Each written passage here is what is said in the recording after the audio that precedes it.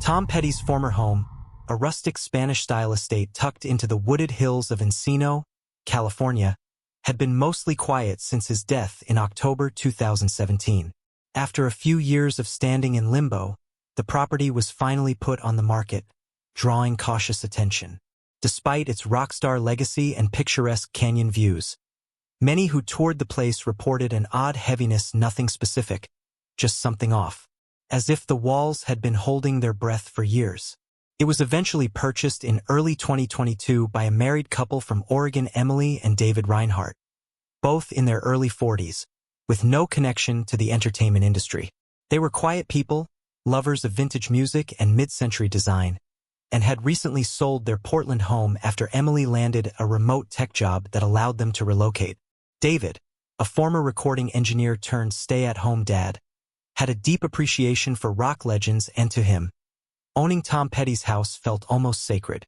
The house itself was a maze of shadowy halls and sun-drenched rooms. The studio, long sealed off and thick with silence, still held faint traces of its past. Reel-to-reel tapes, worn guitar cases, an old ashtray with Petty's initials engraved in brass. The couple had no intention of remodeling. "We want to preserve the vibe," Emily told the realtor. "Let the spirit of the place live on." That phrase would come to haunt them. It began slowly. One night, David was alone in the studio, organizing cables, when he heard the unmistakable sound of a guitar amp popping to life despite everything being unplugged. Then came the slow, drawn-out strum of a single chord. He froze, assuming it was feedback or a nearby house. But the studio was soundproofed, and the amp wasn't connected to anything. A few days later, Emily was reading in bed when she heard someone softly humming "Room" at the top, one of Petty's more melancholic tunes. She assumed it was David, but he was downstairs watching a game. When she brought it up, he just stared at her for a moment. Did it sound like it was coming from the hallway? They both began to feel it. The sensation of not being alone, especially at night. The air would change in the middle of a sentence. Music brief and incomplete would float through the walls. Guitars would be slightly out of tune in the morning when they had been perfectly set the night before. David began recording overnight in the studio, setting up mics to catch the sounds. Most mornings the tapes were empty, but occasionally there would be faint clicks, then breathing, then, unmistakably, someone whispering, "Hey man." They stopped using the studio. ##### the second month. Lights flickered even after rewiring. Cold spots formed in the hallway outside the master bedroom, always near a framed photo of Tom smiling on stage at the Fillmore. Their dog, Booker, began refusing to enter that hallway at all. He'd stare, hackles raised, tail low, at something unseen. One night he let out a guttural growl and bolted out through the dog door, disappearing into the hills for hours. Emily was the first to see him. It was late. The house was quiet, David asleep. She passed the glass door to the patio and saw a man, backlit by moonlight, standing just beyond the threshold. Tall, thin, long hair, not moving. She thought it was an intruder, but when she turned on the patio light, the space was empty. The door was still locked. She told David the next morning, half laughing, trying to dismiss it. But the expression on his face stopped her cold. "I saw him too," he whispered. "In the mirror. He was behind me." A neighbor, a retired keyboardist named Raul, who'd played session gigs with countless artists, came by one afternoon with his wife. As they toured the property, Raul stopped near the back fence. "I used to jam here with Tom," he said wistfully. "He used to talk about how this place was his sanctuary. Said he'd never leave, even when he died." David asked him casually, "Do you think he's still here?" Raul didn't laugh. He looked toward the hills. "I think some people leave too much of themselves behind." From that day on, things escalated. Glass would shatter without falling. Music, actual full phrases, began playing in the empty studio. Mostly soft acoustic guitar, sometimes the gentle hum of "Learning to Fly." But one night, they heard a woman's voice screaming, "Stop!" from inside the walls. Emily fell to the floor in panic. There was no woman. They called a medium. She wouldn't enter the studio. She said only one thing before leaving. He doesn't know he's gone. The Reinhardts never told the public the full story. By mid-2023, they quietly sold the property and returned to Oregon. The house was once again listed this time, without mentioning Tom Petty at all. But among musicians in the valley, stories still circulate. That the studio still hums late at night. That if you pass the house just before dawn, you might hear the low, aching voice of a man singing something sad. Something lost, something that sounds just like him. Because some legends don't fade. Some just linger, forever. By the time October came, the same month Tom had passed 5 years prior, the house had developed a rhythm of its own. One that seemed to echo with a slow, melancholy tempo. It wasn't the obvious kind of haunting. No slamming doors or poltergeist-like fury. Instead, it was as if the very architecture of the place had become memory. A living, breathing archive of someone who hadn't entirely left. The Reinhardts tried to hold on. They told themselves it was just an old house creaking through the seasons. But Emily, always a logical person, had begun sleeping with a light on. David stopped entering the studio altogether. He even padlocked the door one morning without a word to her. When she asked why, he just muttered, "It's not ours anymore." The studio, tucked at the far end of the house beyond a narrow hall lined with clay tile floors, had begun to exude something strange. Guests who walked past it reported feeling momentarily lightheaded. One woman, a friend from Emily's work who visited from Seattle, turned ghost pale when standing near the doorway. "There's a man in there," she whispered, gripping Emily's wrist with shaking fingers. "He doesn't want to be forgotten." The hall itself had changed. The light bulb above the studio door would burn out weekly, no matter how new the bulb was. The air was always colder near the doorknob. And at night, after the couple had gone to bed, the silence of the house would slowly fill with a low-frequency hum, like an amplifier left running with a guitar plugged in. The strings of an instrument being lightly brushed. Always in the distance. Always from the studio. David, a man usually slow to panic, began deteriorating under the weight of it. He stopped shaving. Stopped eating much. He wandered the backyard barefoot sometimes, headphones in, listening to Petty's old records on cassette as if searching for some kind of code buried in the lyrics. He grew obsessed with a particular demo version of "Don't Fade on Me," claiming there was something different about it. "He's trying to say something," David mumbled one night, crouched on the living room floor surrounded by pages of scribbled notes.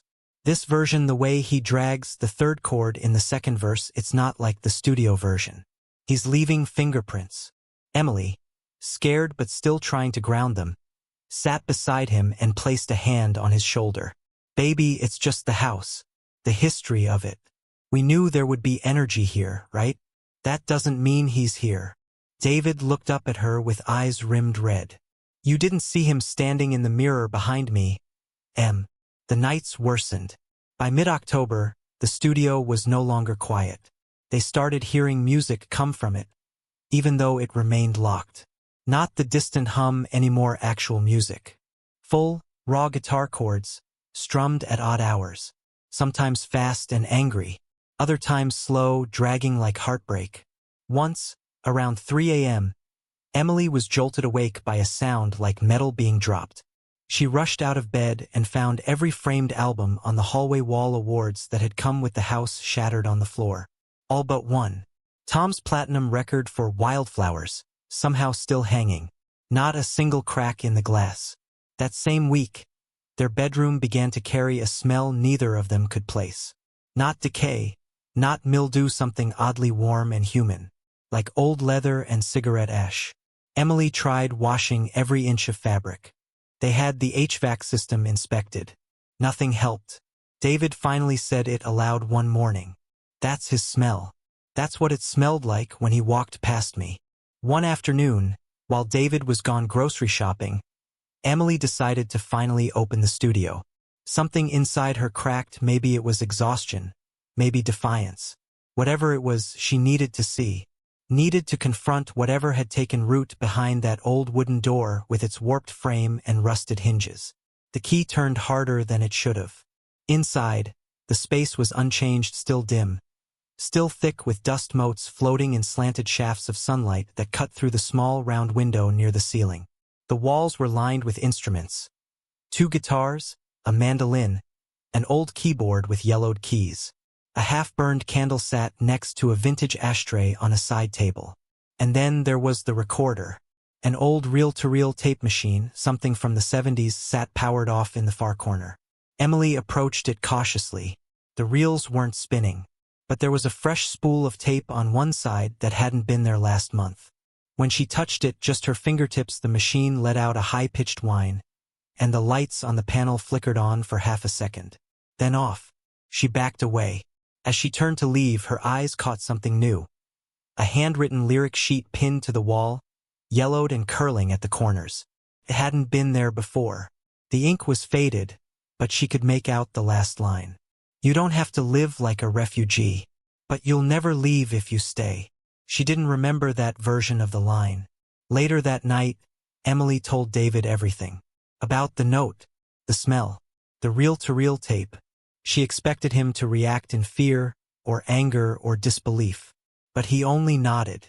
Slowly, like he'd been waiting for her to catch up. I think he's stuck here, David said quietly. I don't think he even knows he's dead. Emily didn't speak. She just stared out the living room window at the silhouette of the studio, glowing faintly from the inside, even though no one had been in it for hours. Don't forget to subscribe and like if you liked this story. In the days that followed, the atmosphere inside the house thickened almost physically. The air moved sluggishly, and sunlight, when it spilled through the windows in the late afternoon, seemed to hang heavier than it should, like it was passing through something unseen. Dust floated in slow motion. Even sound felt dulled, muffled under an invisible pressure. Emily found herself whispering without meaning to, as though afraid to disturb something that had been quietly listening. The framed Wildflowers record remained untouched on the hallway wall, its silver disc gleaming coldly as they passed it each day. Neither of them spoke of it now. They simply gave it a wider berth, as though some part of the house had begun drawing boundaries they instinctively respected. David had changed. Slowly but noticeably. He no longer listened to music in the house, not even Tom's. The cassette deck sat dormant. The stack of old records remained untouched in the corner of the living room. His journals, once filled with lyrics and sketches and obsessive notations, now collected dust. He was watching the walls, sometimes for hours. He'd sit in the kitchen with a cup of coffee going cold in his hands, eyes fixed on a single corner, as though waiting for something to move. He'd flinch at shadows, jerk his head toward the hallway when no sound had been made. Emily began to fear he was unraveling, that the house was quietly undoing him thread by thread, like a sweater being pulled apart from the inside. One night, she found him standing barefoot in the backyard at 3 a.m., staring up at the master bedroom window. I saw someone in there, he said, voice hollow. Emily followed his gaze. The window was dark. But we were both asleep, she whispered. He didn't answer. He just went back inside, not speaking another word that night. On a Wednesday, late in the month, the house gave them something new. Emily had come home early from a meeting. The autumn light was soft, pale gold dripping through the trees. The house stood in silence, and for a moment she thought perhaps, just maybe, it had calmed, that the weight had lifted. Then she noticed the studio door. It was ajar. The lock still hung on the handle, unlatched. The air that spilled out of the room was cool and dry, like the scent of an old record store. She hesitated at the threshold. Something told her not to go in. Not this time. But curiosity is stronger than fear, sometimes. She stepped inside. Nothing had changed. The tape machine was still there. The same old guitars leaned against the walls. The scent of aged wood and nicotine lingered faintly in the air. But something was different. She couldn't name it at first. Then she saw the cassette deck, the modern one David had used briefly, was powered on. The small green light glowed gently, casting an eerie illumination in the corner of the room. There was a tape inside. Her hand moved on its own. She pressed play. For a moment there was silence. Then the tape crackled, and the unmistakable sound of an acoustic guitar emerged, soft, hesitant. The strings were familiar. It was Tom's style, a finger-picked rhythm, a melody that seemed to float, incomplete. And then a voice, low and distant, not fully there. It wasn't a full song, just fragments, hums, a few words, a half-spoken line. Still running down a dream. Still. Then a soft cough. Then silence. Emily stood frozen. Her hands trembled as she stopped the tape. She knew that recording didn't exist anywhere in the public domain. It had never been released. She would have recognized it immediately. It wasn't on any album, demo collection, or box set. This was private, raw. Something recorded in this very room, probably in the final years of his life. Felt like she'd overheard a ghost talking to itself. She took the tape out and placed it back in its case. Then left the studio and shut the door gently behind her, not bothering to lock it. Somehow, she sensed the house had allowed her to hear that, like it was offering a piece of itself. She didn't know why. By Halloween, the air felt like it had become aware of them. The couple avoided the hallway where Tom's framed photo hung. They didn't speak much anymore in that part of the house. Their conversations became hushed and selective, as if there were ears in the walls. One morning, David whispered, "He's not angry. He's just here." "What does he want?" Emily asked quietly, keeping her eyes on the floor. David hesitated. Then, "Maybe he's trying to remember who he was. And this house is all that's left of him." They tried sleeping with music playing something neutral, soft jazz, ambient vinyl. It helped for a few nights. The house seemed to respect the distraction. But on the fourth night, the music was interrupted. It happened just after 1 a.m. They were drifting off, the crackle of the record player filling the darkened bedroom. When the speaker hissed and then a new sound emerged, layered over the music. It was a voice. Low. Faint. "Don't let me fade." David bolted upright. Emily sat up, hand covering her mouth. The record hadn't skipped. The needle was still steady. The sound was coming from somewhere else, fed into the speaker from another source. But there were no wires, no external input. They unplugged everything that night and slept with the lights on. Later that week, they received a package. No return address, just their names. Inside was a plain manila envelope and an old Polaroid photograph. The picture was of the house taken from the backyard, from a slightly high angle, as though someone had stood on a ladder. It looked old, maybe early 2000s. In the photograph, Tom stood on the back steps, smoking, shirtless, with his head tilted slightly toward the hills. But it wasn't that image that chilled them. It was the reflection in the window behind him. There was a shape pale and indistinct. Something standing in the studio window watching him. Something not quite shaped like a man. The photo stayed on the kitchen table for days. Neither Emily nor David could bring themselves to throw it away, nor could they store it. It seemed wrong to put it in a drawer, as though it had come from the house itself and belonged there out in the open. They stared at it in turns, often in silence. The image of Tom, so casual, so human, captured against the California hills. And then that thing in the window. The figure was vague, shadowy, but once you saw it, you couldn't unsee it. Tall, still, watching. The contours of a head, the hollow suggestion of eyes, a faint distortion around the shoulders as though reality had slightly warped. It didn't resemble Tom. It didn't resemble anyone. Felt wrong.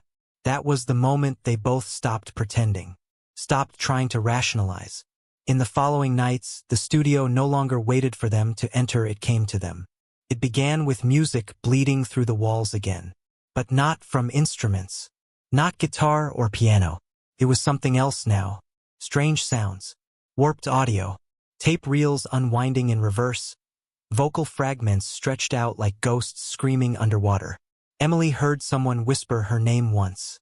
From inside the living room vent. David stopped sleeping. His skin grew pale, his beard unkempt. He spent his nights walking slow loops through the house with a flashlight, whispering to the walls. Emily begged him to leave, just for a few days, but he refused. "I need to stay," he said. "He's almost here." "What does that mean?" "I don't know," he answered. And he didn't. The final breaking point came on a Thursday morning. Emily awoke to the scent of smoke, not fire, but something older, like burned vinyl and candle wax. The house was quiet, but heavy. A pressure hung in the air that made her ears ring slightly, like she'd just come down from high altitude. She found David in the studio. He sat cross-legged on the floor in front of the old reel-to-reel player, which was turning slowly, even though it hadn't been plugged in for weeks. His eyes were wide, his face pale and slick with sweat. "David," she whispered. He turned to her, not startled but dazed, like someone waking from a long dream. "He's stuck," David said softly. "I finally understand." The tape crackled behind him. A voice emerged clear, distinct. "Where's my band? Where'd everybody go? Why is it so quiet?" Then silence. Then the sound of a guitar chord, sloppy, half-formed, like a man fumbling in the dark. Emily rushed to the machine and yanked the tape off. It spun into the air like a ribbon. David just watched it fall. "We have to leave," she said, trying to pull him up. "We have to go now. We were wrong. We shouldn't have stayed." But David wouldn't move. "He doesn't want us to leave." The lights above them flickered. The studio door creaked slowly shut behind them, on its own. They packed that night. No boxes, no plans, just clothes, electronics, a few documents. Emily didn't stop to think about what they were leaving behind. The house was no longer theirs. She felt it in her chest, like the weight of a crowd pressing against her ribs.